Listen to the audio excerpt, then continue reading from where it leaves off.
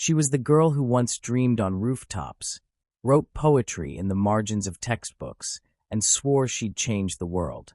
But when life stripped her of everything, her mother, her home, her future, Anita Carter became the kind of story people scroll past, the kind they cross the street to avoid. Until the day her childhood friends laughed at her on a sidewalk in Los Angeles, and someone else saw her. Not as broken, not as forgotten, but as the spark of something unstoppable. Hello family, welcome to Tales by King. Kindly subscribe to my YouTube channel for more beautiful stories. Thank you as you do so. Sit back, relax as we dive into the story. The sun hovered low over South Los Angeles, bleeding warm orange hues into the cracked sidewalks and casting long shadows on the stucco buildings and weathered palm trees. In a modest two-bedroom apartment on 54th Street, a girl named Anita Carter sat cross-legged on a squeaky mattress on the floor, her spiral notebook balanced on her knees. Her pen moved furiously across the page, pouring out metaphors, pain, dreams, and fragments of memory as though her very soul was ink. She was 17. Bright, beautiful, brilliant, the kind of girl teachers spoke about in staff meetings. The one guidance counselors believed would make it out and come back to change things. Her mother, Gloria Carter, stood in the narrow kitchen, wearing her nurse's scrubs from the night shift she hadn't fully returned from. She reheated leftover chili in a dented pot and watched her daughter through the doorway, smiling faintly, exhaustion lining every inch of her face. "Anita," she called, her voice soft, raspy from years of chain smoking and double shifts. "Eat something before it gets cold." "In a minute," Anita replied, eyes still locked on the page. "I'm almost done with this stanza." Gloria chuckled. "You and those poems. Someday, you're going to see my name in bookstores," Anita said without looking up. "Or on a stage. I'm going to speak in front of thousands." "You already speak like you're preaching on Sundays," Gloria teased, stirring the pot. "Just don't forget to feed that brain while you're changing the world." Anita finally stood, stretching her slim frame and walking into the kitchen, her pen still tucked behind her ear. Her eyes were full of light, the kind that came from someone who believed in things they couldn't see yet. She had been accepted into UCLA on a full academic scholarship, a first-generation college student. Her mother wept when the letter came in the mail. They didn't have much, a second-hand car, mismatched furniture, 2 paychecks stretched thinner than faith, but they had each other. And they had hope. Her best friends, Tanya, Jade, and Maya, lived on the same block. They'd known each other since kindergarten, inseparable since their first argument over a crayon. By high school, they were known as the Power Four. Each had their own spark, Tanya with her fashion obsession and big dreams of designing for celebrities. Jade, the tech nerd and quiet genius. Maya, fiery and outspoken, destined for the spotlight. But it was Anita who was the soul of the group. She was the dreamer, the one who wrote letters for their crushes and poems for their birthdays. They made a pact one summer night on a basketball court under broken floodlights. No matter where life takes us, we don't forget who we are. We stay loyal. We stay together. They sealed it with cherry-flavored lip gloss and borrowed rings, the kind of bloodless oath only teenage girls truly believe will last forever. But life began to shift. Slowly, then all at once. Anita's mother fell ill during Anita's freshman year at UCLA, a persistent cough that became pneumonia, then a diagnosis that knocked the air out of the room. Stage 4 lung cancer. The kind that doesn't wait. The kind that ignores youth and love and plans. Anita tried everything, tutoring jobs, GoFundMe pages, late-night prayers. She missed classes to sit by hospital beds, skipped meals to afford prescriptions, and eventually withdrew from school altogether to become her mother's full-time caregiver. She told no one. Not Tanya. Not Jade. Not Maya. When her mother passed 6 months later, Anita was alone in every sense of the word. She couldn't keep up with rent. The landlord changed the locks. Her friends had moved on to college dorms, internships, shiny new lives with new friends. Anita faded from their world like an old photograph. No fights, no breakups, just silence, the kind that grows so thick it becomes a wall. Now Anita walked the same streets she once danced on, clutching her notebook like a lifeline. She slept behind churches, under bus stop benches, on donated blankets that carried the scent of other people's sorrow. But she still wrote. She wrote through hunger, through cold, through the biting loneliness that threatened to consume her. On the back of receipts, on napkins, in the margins of discarded books. Her poems were filled with ghosts and mothers and sidewalk prayers. And somehow she still believed, deep in her bones, that words could save her. What she couldn't know, is that her past was about to come walking down the sidewalk, wearing heels, designer bags, and smiles carved by success and memory. She didn't know the betrayal that would reopen old wounds. She didn't know she was being watched. And she didn't know that her life, though ragged and buried under pain, was on the verge of something monumental. But for now, Anita simply stared at the sky from her sleeping spot near Fairfax Avenue and whispered a single line into the night. The stars still shine, even when no one's looking. It was the kind of morning that only Los Angeles could create. Golden sunlight diffused through soft smog, the city humming with early ambition. Coffee carts steamed on corners. Joggers passed by in coordinated athleisure, earbuds in, eyes focused straight ahead. Everything moved fast, except for Anita Carter. She sat with her knees drawn to her chest on a quiet stretch of Beverly Boulevard, her back resting against the graffiti-tagged side of an abandoned storefront. Her oversized hoodie, once navy, now faded to a ghost of blue, hung from her frame like drapery on a mannequin. A paper cup sat at her feet, empty. Her fingers clutched her worn notebook like it was a sacred text, pages flapping slightly in the breeze. Her stomach ached. It had been over a day since she'd eaten. But she didn't move. She was writing. A poem. Short lines, almost breathless, like prayers. Don't forget me, city of dreams, I lived here once with open hands, I gave you everything. Even hope, and now I ask for scraps of it back. She paused, tears stinging the corners of her eyes, and closed the notebook. She pressed it to her chest and tilted her head back toward the sky, letting the sunlight touch her face. That's when she heard it, laughter. Sharp, loud, carefree, familiar. It came from across the street, from the corner of a trendy cafe with exposed brick and neon signs. 3 women strolled out, stilettos clicking on pavement, designer sunglasses hiding their eyes but not their expressions. Anita froze. She knew those voices. That laugh, loud and throaty, belonged to Tanya, the clipped, sarcastic tone, Jade, and the high-pitched giggle like a hiccup, Maya. She hadn't seen them in nearly 4 years. For a second, her heart leapt.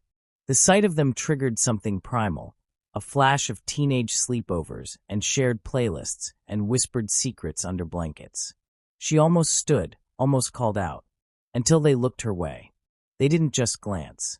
They recognized her. And something twisted in Tanya's mouth, not sympathy. No, it was amusement. Anita, she said, as if tasting the name. Oh my God. Jade pulled her sunglasses down, peering in disbelief. Is that really her? No way.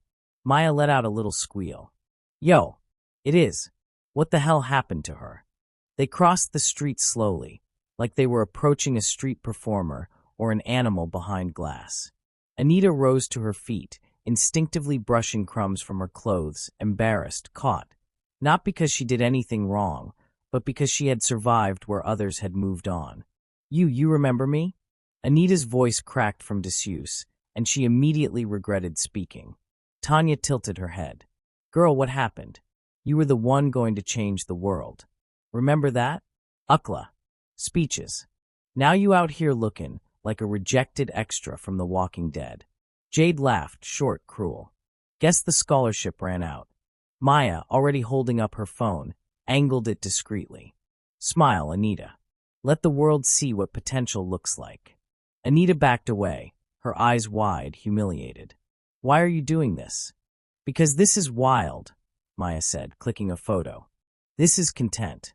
Like, I would have never guessed it'd be you out here begging. Damn. No offense, but you kinda stink, Jade added, wrinkling her nose. Tanya stared a moment longer. Something flickered in her eyes, maybe regret, maybe not. Then she turned to the others and said, "Come on. I got a nail appointment in 10. They walked off, still laughing. Maya posted the photo before they even turned the corner. Anita could hear the chime of notifications before they were out of sight. Anita stood there, every part of her frozen. Her breath caught in her chest like a fist.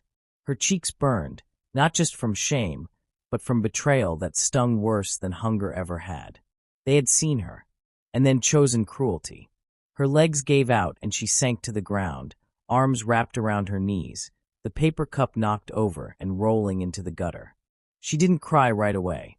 She just sat there, staring at the sidewalk like it might open up and swallow her. But after a while, when the laughter had fully faded, when the sun had moved across the sky just a bit more, the tears came, silent at first. Then racking sobs. She clutched her notebook to her chest like it was the only part of her worth saving. What Anita didn't know, what she couldn't know, was that across the street, seated in the back of a sleek black SUV with tinted windows, someone else had been watching. Not just watching, witnessing. A man in a tailored suit with a phone in his hand, but his eyes fixed on the scene. Jordan Malik, CEO, investor, philanthropist, known for his quiet demeanor and radical acts of generosity. He had been waiting for a client at the cafe, but now his meeting was long forgotten. He had seen the whole thing, from the moment Anita looked up to the moment the women turned their backs on her. He watched her crumble. And he saw something else too, not weakness, not failure, but fire, dimmed but not extinguished. Something told him she wasn't just another forgotten face in the city. She was someone or had been or would be. He leaned forward to his driver. "Get me a name. I want to know who she is. Everything." And just like that, the wheel of fate, long rusted in Anita Carter's life, began to turn again, slow and silent, but unstoppable. The SUV hummed quietly as it moved through the narrow side streets of Los Angeles, the sunlight cutting sharp angles across the tinted windows. Inside, Jordan Malik sat in silence, the weight of what he had seen still settling into the folds of his mind. He was a man of few wasted words, fewer wasted actions. The screen of his phone glowed softly in his hand. He wasn't scrolling mindlessly, he never did. He was reviewing security footage pulled from a nearby traffic cam, something his tech team had already sent to his private server within the hour. He watched the scene again. Anita, the three women, the laughter, the camera flashes, the way Anita collapsed inward, like someone who had just been told they no longer existed. He paused the video on a single frame. Anita holding her notebook to her chest like armor, her head bowed, her eyes swollen and red from tears she hadn't even let fall yet. Jordan stared at the image. His jaw tightened. "She got a name?" he asked. His assistant, Clara, riding shotgun, tapped into her tablet. "We're still digging. She's not in the city's shelter records under that look. But the street team ID'd her as possibly using the name Anita. No last name confirmed yet." He nodded once. "Find it." Clara hesitated. "You want a file, or you want a deep file?" Jordan looked out the window as they rolled past another man shaking a cup for coins beside a mural that read, "This city ain't for the weak." "Deep," he said. That night, in his penthouse overlooking downtown LA, Jordan stood at the floor-to-ceiling window, staring down at the sea of lights. The city pulsed with stories, most of them untold, most of them ignored. He knew what it was like to be forgotten. He had spent the first 16 years of his life in the foster care system, shuffled between homes like a piece of unwanted mail. He remembered what it felt like to have people look through him. He remembered sleeping in shelters where hope smelled like disinfectant and cheap soap. He remembered being nothing to everyone. But unlike most, Jordan had climbed out. Not just out, up.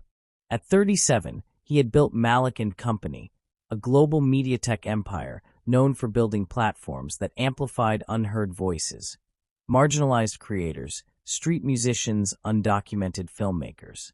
The company wasn't just profitable. It was purposeful. That's why he couldn't let Anita disappear into the cracks. He saw it in her, that fragile, flickering thing most people miss in the down and out. A thread of greatness, bent but not broken. The way she held that notebook like a lifeline. There was more to her than a backstory of pain. There was fire. He just had to find out how to light it again. The next morning, Clara entered his office with a thin black folder. "She's Anita Carter," she said, laying the file on the polished desk. 23. Used to be a UCLA student. Literature major. Lost her mother to lung cancer sophomore year. Dropped out after the funeral. No known relatives. No fixed address in over 3 years. Jordan opened the file. A photo paper clipped to the corner stopped him cold. It was Anita at age 19, smiling, wearing a college sweatshirt, her hair full and wild, eyes bright with belief. A scholarship kid, it said in the notes. Honors program.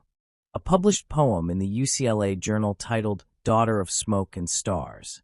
He turned the page and saw a scan of the poem. He read it once, then again. By the third time, he was no longer just moved, he was angry. How had someone this gifted been allowed to vanish? By noon, Jordan's team had mobilized. Discreetly, of course, he didn't want her to feel hunted. He contacted 3 shelters, 4 community centers, and even a food truck vendor near Beverly Boulevard who remembered her. She often scribbled poems on napkins in exchange for coffee. It took 2 more days before they found her again, not on the street, but in the dim back corner of a women's drop-in center in Koreatown, curled up in a chair with her hood pulled low and her notebook open on her lap. They didn't approach her that day. Jordan had instructed them. No cameras. No outreach. Just observe. Make sure she's safe. And then wait for the right moment. That moment came on a Wednesday afternoon. Anita was sitting on a curb behind the shelter, her notebook open, her pen running low on ink. She was mumbling her poem aloud, rewriting a single line over and over. What is a voice if no one listens? A tall woman in a gray coat approached, Layla, a member of Jordan's outreach team. She crouched down next to Anita and gently offered her a brand new journal and a pen. Anita looked up, suspicious. "Who are you?" she asked. "Someone who thinks your voice matters," Layla said simply. She left her a business card. No logo. Just a name, M0CKED Foundation. And a number. Anita didn't call for 2 days. But when she did, her voice trembled. "You said someone thinks I matter?" On the other end, Jordan answered himself. "I do," he said. There was silence. Then the quietest whisper. "Why?" And his response. "Because I saw you, Anita. And I see what you are. Not just what the world made you into." By the end of the week, Anita Carter was no longer sleeping on a sidewalk. She had a room, small but warm, in a transitional home run by the M0CKED Foundation. She had clean clothes, food, therapy appointments, and for the first time in years, someone asking her what she wanted, not just what she needed to survive. And on her desk, beneath a fresh notebook, was a handwritten note. "The world forgot. I didn't. Let's begin again. Jam." The room smelled faintly of lavender and new beginnings. It wasn't extravagant, just a modest upstairs bedroom in a Pasadena home owned by the M0CKED Foundation, reserved for women in transition. But to Anita Carter, it might as well have been a penthouse suite. The sheets were clean. The heater worked. The walls were quiet. No rats. No sirens. No fear of being chased away before sunrise. She stood in the center of the room, arms folded tight across her chest, staring at the full-length mirror mounted on the closet door. The reflection startled her. Sunlight filtered through the window and lit up the sharp bones in her face, the dark hollows beneath her eyes, the unevenness in her skin, the scars, visible and not, that she had grown used to never seeing. She looked real. Not like a ghost. Not like a cautionary tale. For the first time in years, she looked like someone. She blinked. Her throat tightened. There was a knock. Layla stepped inside, holding a small stack of clothing. She was always calm, always dressed in earth tones, with hair wrapped in soft fabric and eyes that never pitted, only saw. "I figured you might want something new," she said gently. "Soft fabrics. Loose fit. Comfortable, not overwhelming. Anita nodded but didn't speak. Layla hesitated. Would it be okay if I asked you a question? Sure. Layla set the clothes on the bed. When was the last time you looked in a mirror? Anita lowered her gaze. Her fingers gripped the sleeves of her sweater. I don't remember. It stopped feeling useful. Layla nodded. That makes sense. A beat of silence passed. Then Anita said, But today I did. And what did you see? She paused. Then, someone I don't want to give up on. Each morning began the same. A hot shower. A small breakfast, oatmeal, fruit, eggs when the kitchen budget allowed. Then a quiet hour where Anita sat by the window with a notebook, a pen, and coffee she sipped slowly like a ritual. She wrote poems. Short ones at first, then longer. They spilled out of her like water breaking through a dam. All the words she hadn't had the strength to say before. Poems about hunger. About her mother. About shame. About survival. About invisibility. The staff at the foundation took notice. So did Layla. One day, she knocked on Anita's door with a warm smile and a folder in her hand. I'd like you to meet someone, she said. They met at a small cafe on Colorado Boulevard. It was late morning, quiet except for the sound of jazz playing over the speakers and the low clink of mugs being washed. The woman sitting at the corner table had deep smile lines and wore thick-rimmed glasses. Her name was Naomi Rivera, a writing coach and retired poetry professor from UCLA. Anita hesitated when Layla introduced them. She tucked her notebook under her arm protectively. Naomi reached out gently. I'm not here to take your words, she said. I'm here to help you shape them. When you're ready. Anita sat. She wasn't ready, but she was curious. Over the next few weeks, Naomi met with Anita twice a week. They sat outside on benches, sipping tea and scribbling on napkins, workshopping poems and breaking down stanzas like puzzles. You write like someone whose ribs are full of fire, Naomi said once, tracing a line Anita had written about grief. It hurts, but it glows. Anita shrugged. I guess when you've lost everything, you either burn or burn through. Naomi just smiled. Exactly. One afternoon, Naomi handed her a challenge. I want you to write a piece, she said. Not for yourself, for someone else. A message from the version of you that survived to the version of you who thought she never would. Anita went quiet. Then she opened her notebook. Meanwhile, Jordan Malik kept his distance.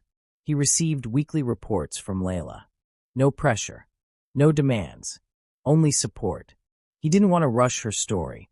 Didn't want to swoop in like some corporate savior with a PR campaign in one hand and a camera in the other. He wanted her to rebuild herself, from the inside out. But one day, Layla brought him a copy of a handwritten poem titled, You Found Me Anyway. It was Anita's response to the challenge.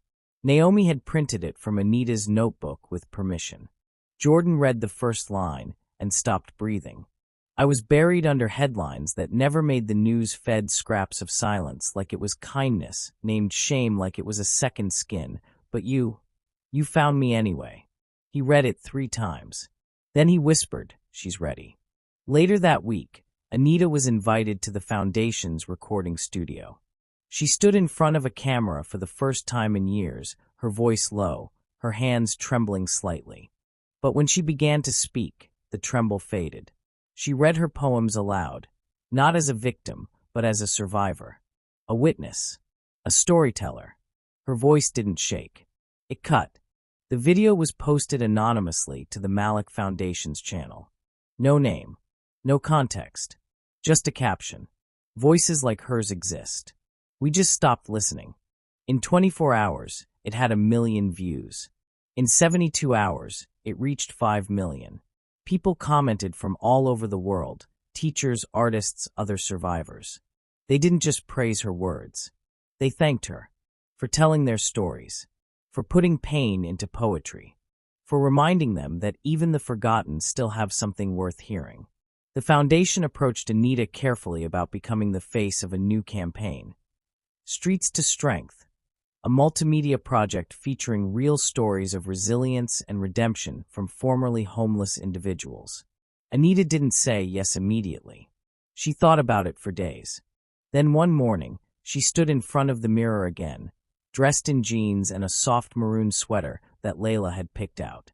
Her hair was pulled back, her eyes clear. She whispered to herself, "This is my face. This is my story." She turned to Naomi and Layla, who waited just outside her door, and said, "Let's tell the world I'm still here." The first time Anita saw her own face on screen, glowing, framed by the M0CKED Foundation's subtle but powerful branding, she didn't cry. She smiled. Because this time, the camera wasn't mocking her. It was listening. And so was the world. The lights weren't blinding. They were warm. Anita stood behind the velvet curtain of a downtown Los Angeles theater, heart pounding beneath a slate-gray blouse Naomi had helped her pick out. Simple, elegant, sleeveless. Her fingers twitched nervously at her sides, but her shoulders were back, her chin steady. Just behind the curtain, she could hear the hum of the crowd. Low murmurs. A cough. The shuffle of programs. She peeked between the drapes and saw people filling the seats. Not just foundation staff or donors, but strangers. Ordinary people. The kind she used to pass on sidewalks, heads down, avoiding her eyes. Now they were here, to hear her. A voice came from the wings. Calm. Gentle. "You good?" It was Jordan Malik. Anita turned. She still hadn't gotten used to his presence. Not just because he was famous in certain circles, but because he never carried himself like a man who needed to be seen. He showed up. Quietly. With intention. Like gravity in human form. "I'm breathing," she replied. "That's all you need to do." He smiled slightly. "The rest will happen because it's already inside you." She nodded, swallowing the lump in her throat. Jordan squeezed her shoulder once and disappeared behind a curtain, out of sight before applause could anchor itself to him. The host appeared on stage. Polished, polished, polished. She said all the right things about trauma and resilience, about storytelling, about Anita's past and potential. Then, with a smile that nearly broke the spotlight in two, she said the words Anita had once only imagined. "Please welcome poet, advocate, and voice of the Streets to Strength movement, Anita Carter." Thunder. Actual thunder, not from the sky, but from applause. It hit her like a wave, so sudden she nearly stepped backward. But she didn't. She walked forward. Her boots clicked softly across the stage floor. She approached the microphone, gripped its stand with both hands, and waited for the silence to return, a real, living silence, full of breath and hearts. And then she spoke. "I used to write poems with no place to live, so I gave them to the sidewalk." She read her work like it was gospel. Her voice, trained by nothing but life, rang with clarity and rhythm and ache. She didn't cry. She didn't pause. She let the words do the bleeding. She talked about her mother, about her hands, about her humming lullabies between coughs. She talked about shame, how it clings like smoke, how it makes a bed inside your ribs. She talked about hunger, not just for food, but for someone to look you in the eye and say, "You are real. You are here. You still matter." By the time she reached the final lines of her last poem, at least a dozen people in the audience were crying. "You passed me by like I was no one, but I was already someone. You just hadn't caught up yet." When she finished, there was a heartbeat of stillness. Then an eruption, the kind of applause that shakes a room. People didn't just clap. They stood. Some shouted her name. Some just held each other. And Anita stood beneath that light, no longer shrinking, no longer surviving. She was seen. The video of the performance was uploaded the next morning. Within hours, it went viral. Not just in Los Angeles. Not just in the U.S. Global. Journalists from 3 continents emailed the foundation asking for interviews. Schools wanted her poems in their classrooms. Women's shelters called to request her as a speaker. Celebrities shared the clip with captions like, "Her voice gave me chills. This is what healing looks like." Anita Carter became a name. And not the name they once whispered in pity behind her back. Now she was a brand. A movement. A muse. Weeks later, her face appeared on a billboard downtown. It rose 40 feet above the sidewalk where she once cried into her knees. She stood beneath it one quiet evening, arms crossed, wearing sunglasses and a soft gray coat Jordan had sent her anonymously. The billboard featured a photo of her from that night on stage. Head tilted slightly, mouth open mid-poem, eyes fierce. The caption read, "She was never lost. We just never looked." She stared up at it for a long time. Then she smiled, not out of vanity, out of victory. That same day, an email came in through her new personal assistant, her assistant, from Maya. Short, casual. "Saw your billboard. Wild. Congrats. Maybe we could catch up sometime." Anita stared at it. Didn't reply. Later that week, she received a comment on her Instagram from Jade beneath a video of Anita speaking at a youth summit. "So proud of you. We always knew you were talented." The hypocrisy stung for half a second, then faded. She no longer needed their validation, or their regret. Because the world had once ignored her, yes, but now that it couldn't, Anita wasn't going to waste her platform trying to prove herself to the past. She had too much future to hold. At a late-night interview with a local radio host, the man leaned toward the mic and asked gently, "If you could say something to the people who once laughed at you when you were on the streets, what would it be?" Anita didn't miss a beat. "I hope they find what I found," she said. The host leaned in. "What's that?" Anita smiled. "Myself." The billboard stayed up for a month. But Anita Carter, she kept rising. One poem, one speech, one silent girl in the audience who saw her and whispered, "Maybe I can survive too." And just like that, her light became a map for someone else. The sun rose slow and gold over Compton, dusting the tops of aging buildings and turning the concrete streets to honey.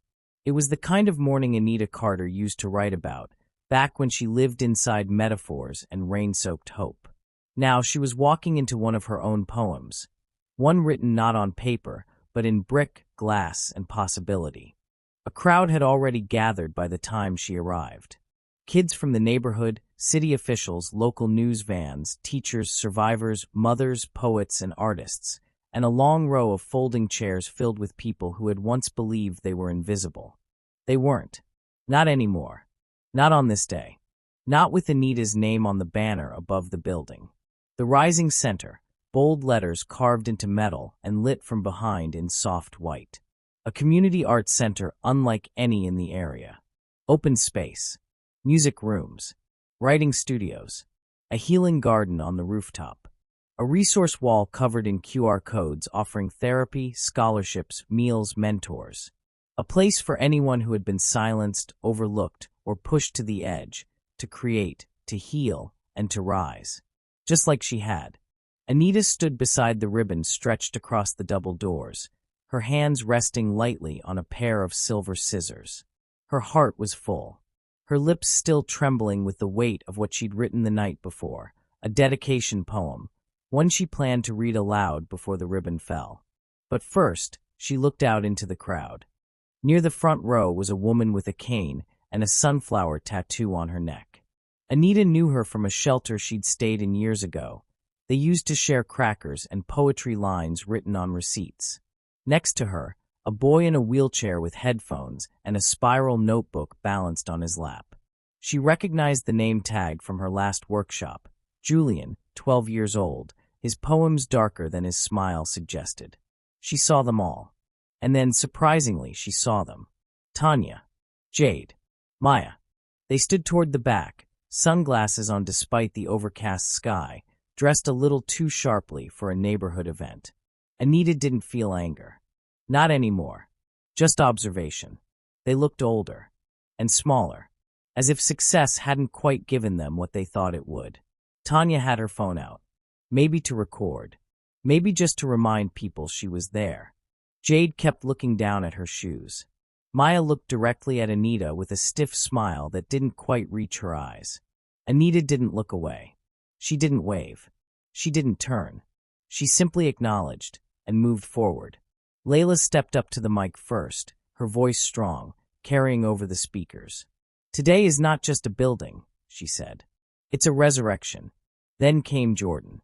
He stood in a simple black sweater, no entourage, no press crew, just a paper in his hand and a softness in his eyes. I've built a lot of things, he said. Companies, apps, foundations. But what Anita Carter has built here, this is something else entirely. She built home. He stepped aside. Applause. Anita took the stage. No notes. Just breath. I used to sit on a bench and pretend I was invisible, she said, voice steady. Sometimes it worked. People would walk right past like I was air. Other times it hurt. She paused, looked down for just a second, then back at the crowd. But the thing about pain is, it knows how to shape you.